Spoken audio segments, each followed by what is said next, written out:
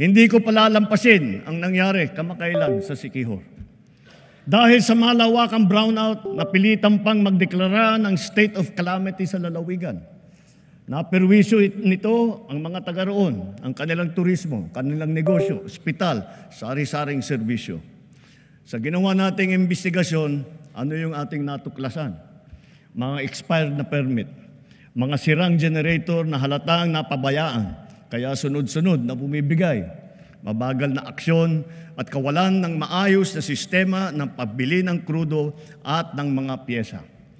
Ipinag-utos ko sa DOE, NEA at ERC na pabalikin sa normal ang serbisyo ng kuryente sa Siquijor bago matapos ang taon.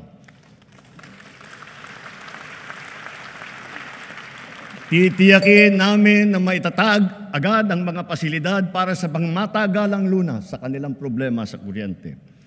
Hindi na dapat ito maulit muli. Iimbestigahan ang naging kapabayaan nito at ang iba pang mga katulad na kaso sa buong bansa. Dapat nilang ayusin ang pamamahala ng mga kumpanya ng kuryente at ipag-utos ang pag-refund kung kinakailangan.